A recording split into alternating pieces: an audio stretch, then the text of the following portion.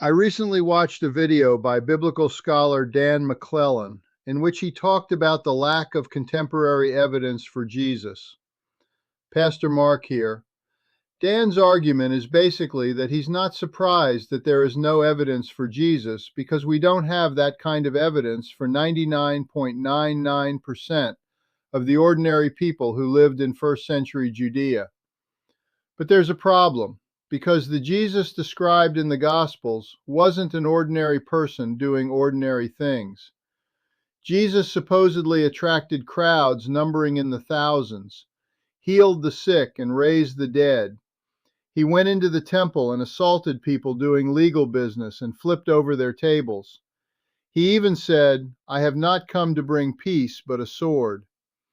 The Bible says these things happened in front of crowds.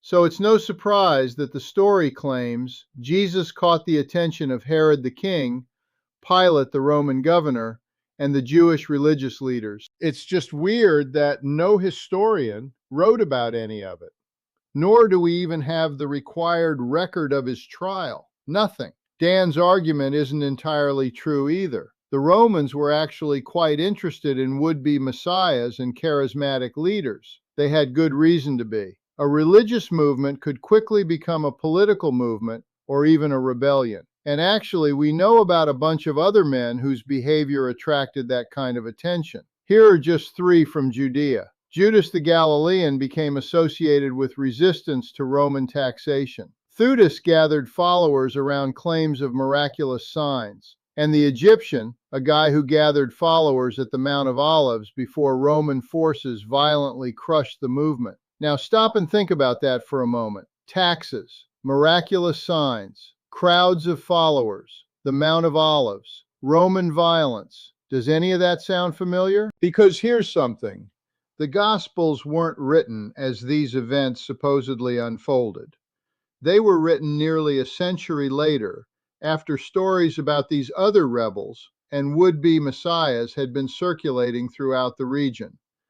The Jesus who eventually emerged in the gospel stories might just be a composite figure. Stories told about several different men eventually becoming a story about one man, like King Arthur or Robin Hood.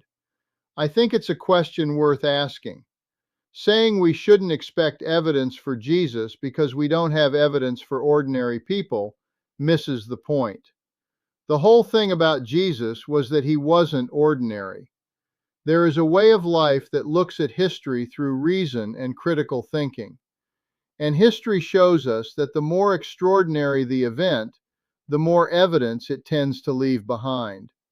So we're not expecting too much. We're just applying the same standard to Jesus that we apply to everyone else.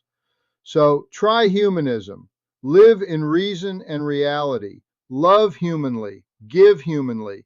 Experience the human life. You know, because we're human. See you next time.